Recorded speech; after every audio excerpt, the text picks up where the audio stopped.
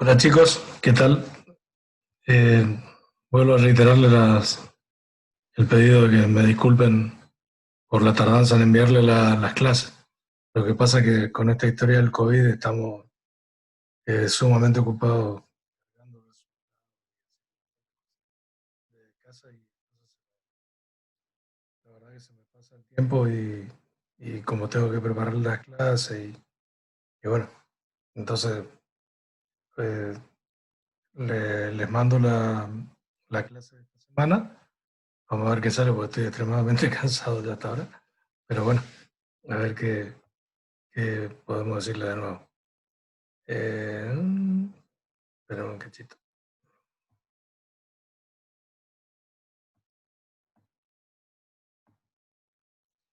A ver, ¿se acuerdan que la clase pasada habíamos visto las diferentes técnicas de análisis coproparasitológico? Entonces lo que quedó por ver es un poco de la marcha, las marchas que se utilizan comúnmente. Yo les traje un ejemplo que es la que usan en el laboratorio central, ¿sí? Para el análisis de las distintas muestras de materia fecal. En la primera, ustedes acá van a poder ver, ¿sí? Fíjense, este es un examen seriado, entonces la pregunta que nos hacemos es qué podemos hacer con el examen seriado. Entonces, eh, lo que primero tendremos que pedirle generalmente a la mamá o al papá es que en un frasquito con formol que nosotros les damos, junten media cucharadita de té, o una cucharadita si quieren de té, por día durante al menos 5 días, ¿sí?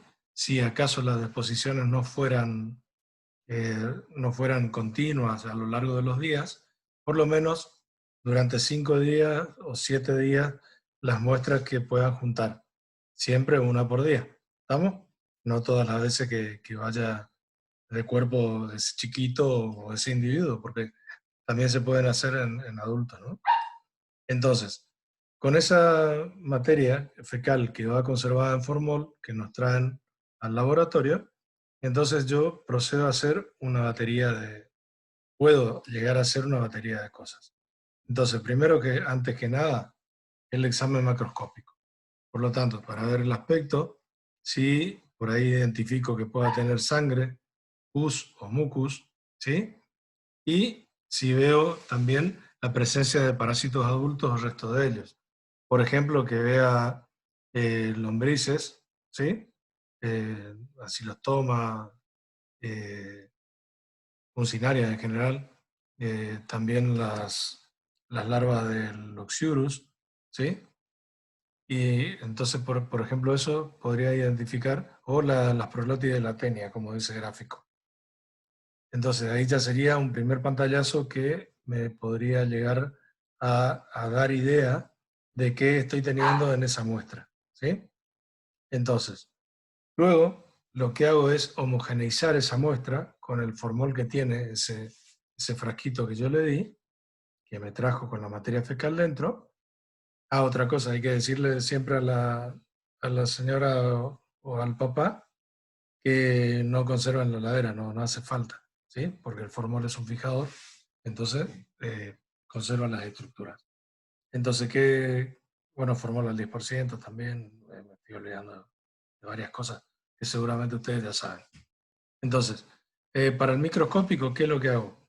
Filtro la materia fecal con gasa doble y a partir de ahí puedo proceder a hacer métodos tanto de concentración, de sedimentación o de flotación y preparar eh, pues ciertos, eh, a ver, hacer ciertas preparaciones con coloraciones que me van a llevar a determinar qué es lo que puedo estar teniendo en esa muestra. Esto ya lo vimos la otra vez, entonces se puede hacer un preparado con o sin coloración supravital, es decir, para ver si esos huevos o esos hitos o larvas estaban vivas en el momento de ser expulsadas, ¿sí? O no. Y también puedo utilizar el método de Tellerman y generalmente las variaciones de él, ¿sí? Entonces, en el caso de que haga un método de Tellerman o un método de filtración de Willis o de Shader, ¿qué es lo que voy a hacer? En el caso de que sean positivas, ¿qué es lo que voy a hacer? Puedo sospechar coccidios, entonces también puedo hacer una coloración supraorbital para protozoos, ¿sí? Si esta también es positiva, hago una coloración King-Jones y un Sin-Nielsen para, eh, para ver si tiene coccidios, ¿sí? Ahora, en el método de flotación puede que yo encuentre también protozoos en forma de trofosoditos o quistes, o, bueno, en caso del mintos, huevos larvas, ¿sí? Pero más que nada son las estructuras más pequeñas. Entonces, ¿qué pasa? Ahí voy a sospechar de otra bacteria, la Entamoeba fragilis, al que le puedo hacer un GIENSA, ¿verdad? Para confirmar. Y si no, se solicita muestra fresca y se sigue el algoritmo que viene en la posterior eh, diapositiva. Entonces, ahora, en el caso de una muestra fresca, otra vez, ¿qué le solicitamos al papá o a la mamá en caso de que sean chiquitos? Le solicitamos una muestra, ¿sí? Que no haya estado en contacto con el agua del inodoro, generalmente tomada en bacín o en pelela, ¿sí? Entonces, ¿qué pasa? Se toma una cucharada de eso, se pone dentro del frasco, se tapa y así mismo se trae al laboratorio, ¿sí? En caso de que no pueda traerse inmediatamente, ¿qué es lo que tiene que hacer? Guardar en la heladera, ¿sí? Por supuesto, poner dentro de una bolsa que no contamine la heladera, bien limpio, y traer al laboratorio. Otra vez, en el examen macroscópico, ¿qué tenemos que ver? Si existe presencia de sangre, pus o mucus, y si esta mamá o este papá ven que existe presencia de alguna de estas cosas, de esa parte es donde tiene que tomar la muestra, ¿sí? Ahora, ¿qué puedo presenciar también? En el caso de larvas o proglótides, puedo identificar en forma macroscópica. Ahora, en forma microscópica, ¿qué es lo que hago? Hago un preparado con o sin coloración vital otra vez y filtro nuevamente la materia fecal con gasa doble. Entonces, otra vez vuelvo a hacer lo mismo, ¿sí? El método de Tellerman, fundamentalmente, o de flotación, y otra vez vuelvo a proceder a hacer la misma batería. Entonces, ¿qué es lo que va a pasar acá? Acá eh, podemos, eh, podemos confirmar lo que habíamos intuido con el seriado, y a su vez también podemos demostrar la presencia de amebas. ¿Estamos? Bueno, esto es un pantallazo para que ustedes vean las técnicas, ya lo vimos la vez pasada. Entonces, con esto terminamos la parte de enteroparásitos. Ahora entonces vamos a pasar a la parte de hemoparásitos.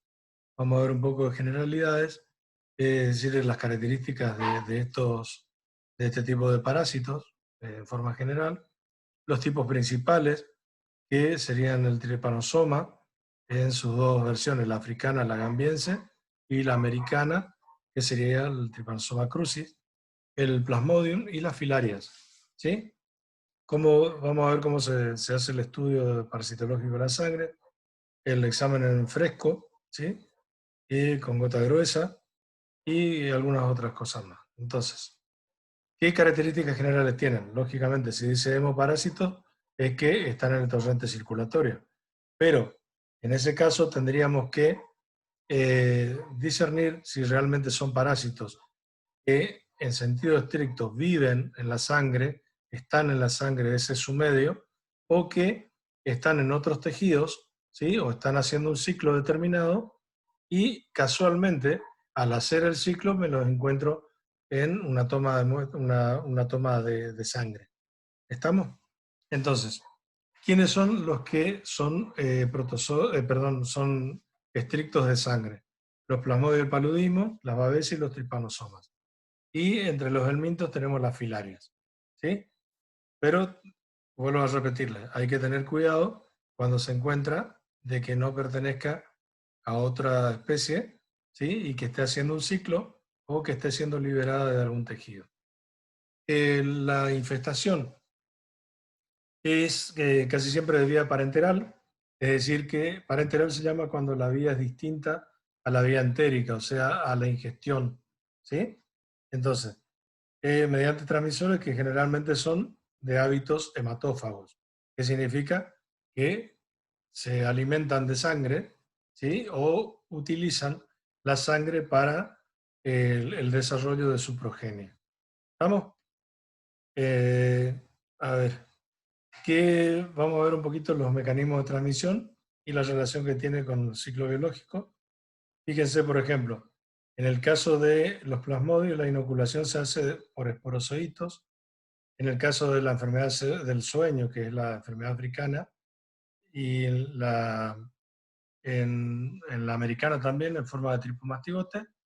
En las filarias se hace por inoculación de larvas, y la de tripomastigote, en el caso del Chagas, se diferencia con la de la mosca CC, que es la enfermedad del sueño de África, en que la mosca inocula el tripomastigote, mientras que la enfermedad de Chagas queda los tripomastigotes en las deyecciones, y uno al al rascarse, hace que ingresen estos al tejido y ingresen al torrente circulatorio.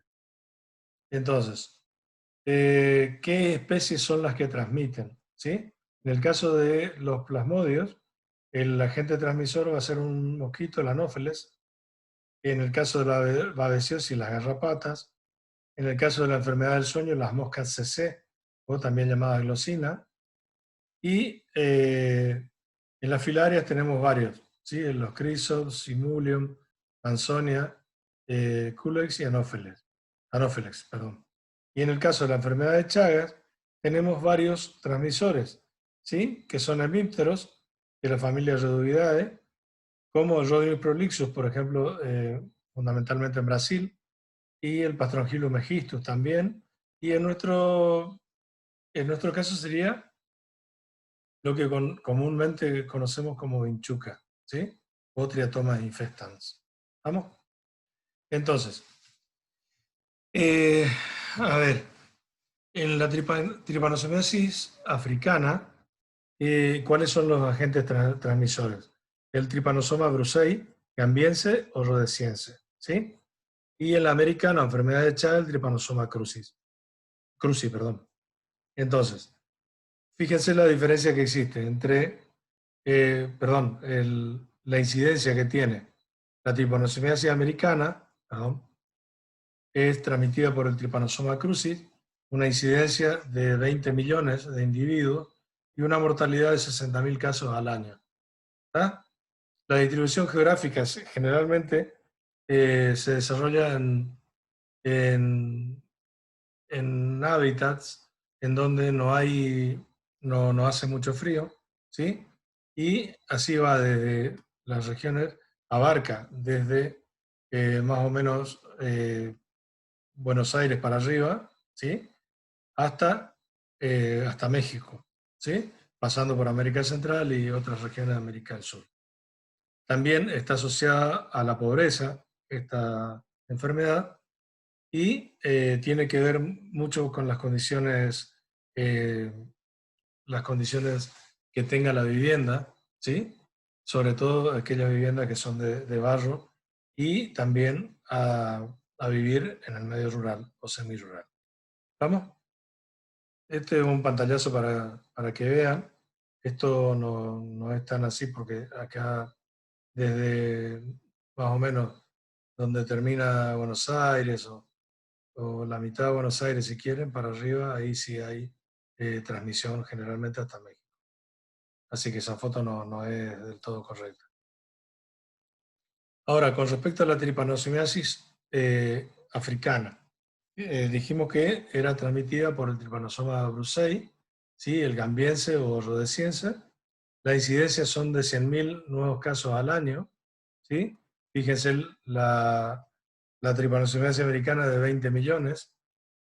la mortalidad de 5.000 casos al año y la de la tripanosomiasis americana o el mal de Chagas-Massa, como comúnmente conocido, de 60.000 casos al año. ¿Sí? ¿Cuál es la distribución geográfica? Exclusivamente en el África, ¿sí? En una franja alrededor del Ecuador que va de 15 grados de latitud norte a 15 grados de latitud sur, y se diferencian dos formas de la enfermedad y dos especies de transmisores, lo que veníamos diciendo. El Trypanosoma brucei gambiense y el rhodesiense. Entonces, esto también es para que ustedes se den una idea de que son las zonas endémicas, ¿sí? Altamente endémicas, etcétera. Entonces acá lo que nos interesa es lo siguiente, que es transmitida por un díptero, una mosca, ¿sí? Generalmente del género Glossina, que se llama mosca CC. También se llama enfermedad del sueño, ¿sí? Porque se cree que la mosca empieza a dar vuelta y produce se creía, mejor dicho, que producía tipo una especie de hipnosis, entonces cuando el individuo estaba dormido, ahí es donde inoculaba los tripanosomas, ¿sí? Las moscas toman sangre infectada y entonces, ¿qué pasa? Después, al picar nuevamente a otro individuo, previo desarrollo en su organismo, lo van transmitiendo. ¿Estamos? Fíjense que hay dos clases de tripanosoma, perdón, el tripanosoma gambiense está transmitido por dos tipos de glosina, mientras el rhodesiense por tres glosinas diferentes a las anteriores. ¿Está? Se localizan en sangre, inoculado por picadura, y migran por el cuerpo al plasma, líquido cefalorraquídeo, ganglios, vasos, etc. ¿Estamos? Entonces, los tripanosomas, ¿qué pasa? Se desarrollan y multiplican en el intestino de la glosina y dan lugar a la forma de critidia, que es una forma de resistencia, ¿sí? De conservación del parásito y de tripanosoma. Después de unos 15 días, esos flagelados se dirigen hacia la parte anterior del individuo, perdón, ah, de, de la glosina, se localizan en las glándulas salivales, ¿vamos? Donde se fijan al epitelio. Estas critidias pasan a ser tripanosoma a un estado metacíclico y estas son las formas infectantes las que luego inoculará al individuo que pique nuevamente. ¿Estamos? ¿Por qué no tiene tanta incidencia, tanta mortalidad, ni tantos, sí, tanta incidencia como el Trypanosoma cruzi, es decir, como la tripanosomiasis americana? Porque únicamente un 3% de las moscas que se infectan son capaces de transmitir la parasitosis. Por lo tanto, son capaces de transmitir la glosina, pero no todas, solamente un 3%. Por lo tanto, es un mal transmisor. ¿Estamos? Entonces, el hecho de que existan pocas moscas infectantes hacen que no puedan cerrarse el círculo estrecho que tienen con el individuo y entonces la transmisión es mucho menor que el Trypanosoma cruzi. En cuanto a la malaria, ¿sí? Tenemos 4 tipos de Plasmodium. El Plasmodium malariae, el Vivax, el Ovale y el Falciparum, ¿sí? Una población infectada de 300 a 500 millones, ¿sí? Fíjense la diferencia ya. Los casos nuevos anuales son 10 millones y una mortalidad anual ya no de 60.000 ni de 200.000, ¿sí? Ni 5.000 ni 60.000 casos, ¿sí? Sino estamos hablando ya de millones, de 1,5 a 2,7 millones, ¿sí? Están distribuidas mundialmente, 40% de la población mundial en 100 países, fundamentalmente, ¿cuáles? ¿Cuáles? Las más pobres, nuevamente. La África Negra, Madagascar, India, Sri Lanka, Asia en general, Indonesia y América Latina, excepto las zonas de más frío, como Argentina y Chile. Perdón que me fui. ¿Estamos? Entonces, dijimos que están más o menos en 100 países, ¿sí? el 90% de los casos que producen, y más aún los que producen muertes, pertenecen al África. ¿Sí? El paludismo grave es transmitida por el Plasmodium falciparum, ¿sí? Y este está en África y en regiones amazónicas y sudeste asiático. La enfermedad se extendió a otras regiones, ¿sí? También que había sido erradicada, pero ahora apareció nuevamente. Y se considera que no existe transmisión, ¿sí? Mediante un vector. Perdón, me entró un bicho acá. En Europa, en América del Norte y Australia, ¿sí? Los casos que se encuentran son de importación de los países en donde suelen ser fundamentalmente endémicos, ¿sí? Las zonas rojas son las más afectadas, ¿sí? Y dijimos que el más peligroso de todo para la malaria es el Plasmodium, mejor dicho, el productor de malaria con mayor patogenicidad es el Plasmodium falciparum, ¿sí? Entonces, se localiza en el hepatocito, ¿sí? Y en los hematíes. ¿Estamos? ¿En qué se diferencia de los otros parásitos? En que este tiene unas formas intraeritrocitarias, ¿sí? Por lo tanto, se le puede encontrar como trofozoitos, como esquizontes o como gametocitos, ¿sí? Que es la forma típica del Plasmodium falciparum. Y en la forma de los mosquitos es de o quiste o esporozoitos. ¿Estamos? Esto yo lo voy contando para que ustedes sepan de qué es lo que vamos teniendo en diferentes enfermedades que pueden presentar hemoparásitos, ¿sí? Luego iremos a las técnicas, que es lo que más les interesa a ustedes en esta materia. Entonces, el ciclo biológico son de dos hospedadores otra vez, en el hombre y en el anófeles, ¿sí? Esas son todas las formas presentes, las que hablamos recién. Y las formas infectantes para el hombre son los esporozoitos y para el mosquito los gametocitos. ¿Vamos? Eh, la vía de infección es inoculación de esporozoitos por picaduras anófeles, ¿sí? El anófeles, si mal no recuerdo, era un mosquito con unas patas así largas, ¿sí? El hombre se infecta por picadura del mosquito hembra, ¿sí? Que necesita para la sangre para facilitar la, la vida de su progenie, ¿sí? El desarrollo de la progenie sería, ¿sí? Y entonces por eso es la hembra la que pica, la que succiona e inocula en la sangre a los parásitos.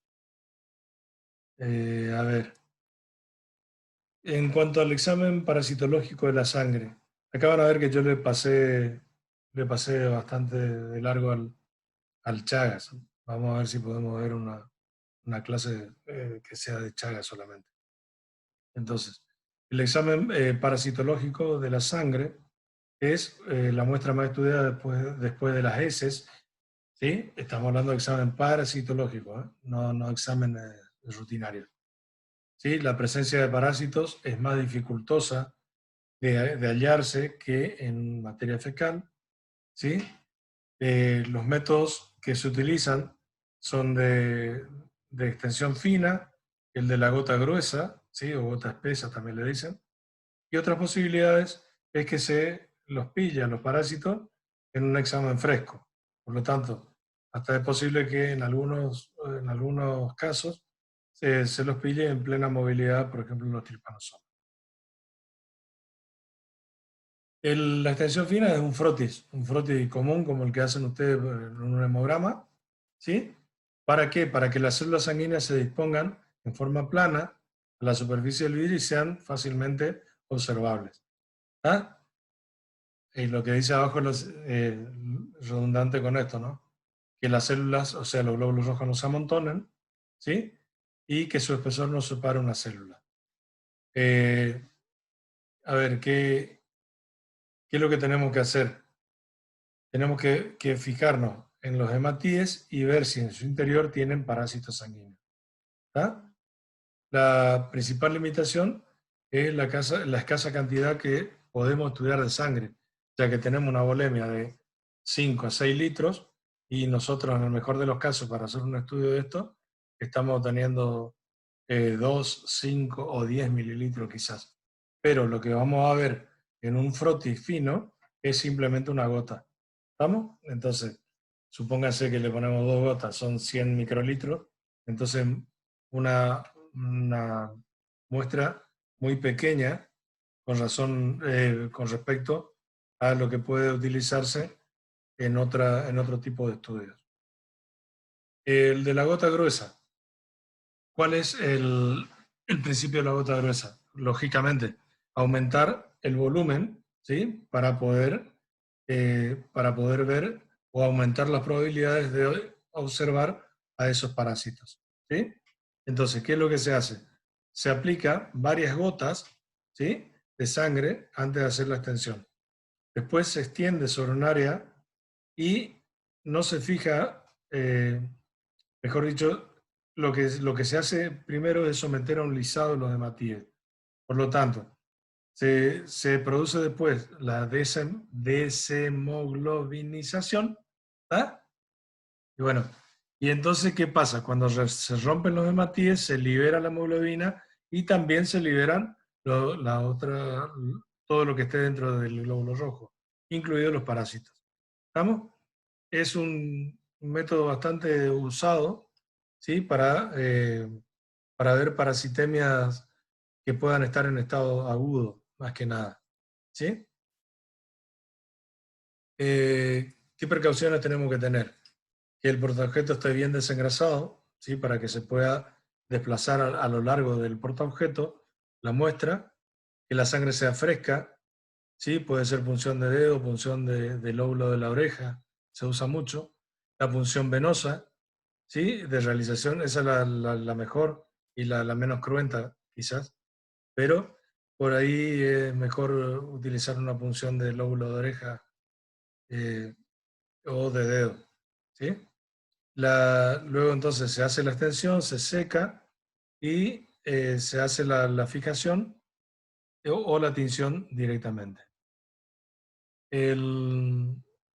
Bueno, esto ya es mucho ya para que le diga, pero en el paludismo se pueden hacer en 2 periodos la extracción de la muestra, en el periodo que tenga fiebre y en el que no tenga fiebre, pero esto ya, gracias a Dios, nosotros no tenemos prácticamente paludismo.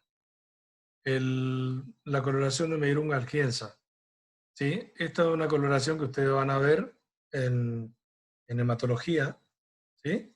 Y yo creo que si algún día necesitan hacer, miren esta receta, pero cada laboratorio tiene su receta de Meirunga algiensa.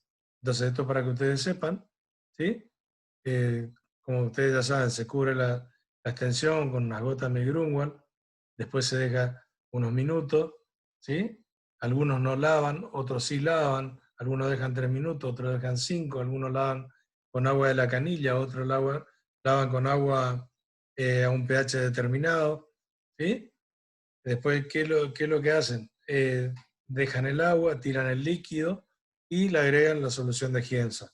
Y otra vez le dejan un periodo más largo, que otra vez es variable. Algunos le dejan 10 minutos, otros 20. Tiran el líquido, dejan secar y miran. ¿Estamos? ¿Estamos hasta ahí? Entonces, coloración de Gienza. Bueno, acá en este caso se utiliza solamente el Gienza, no el Meirungan. ¿Estamos?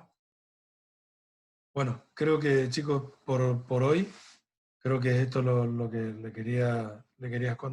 les quería contar, perdón. Estoy muy cansado, estoy tartamudo. Entonces, voy a consultar y a ver si puedo la semana que viene darle algún trabajito de la que vinimos teniendo, ¿sí? De lo que les dejé, los PowerPoint y también el manual de Parásito. Entonces, Si me permiten, le voy a mandar solamente ese trabajo y si no me permiten, bueno, volveré a agregarle otra clase. O, en el mejor de los sentidos, quizás sea lo más lógico, le agregaré una clase más que probablemente sea de Chagas y le agregaré también una especie de ejercicio para que ustedes vayan viendo qué grabaron, qué no grabaron, a dónde tienen duda, a dónde no. Bueno, chicos, les mando un abrazo grande, que tengan muy buen fin de semana y sorry por tener hoy al profesor tan cansado. ¿Sí? Bueno, abrazo grande, que pasen bien. Gracias por la paciencia.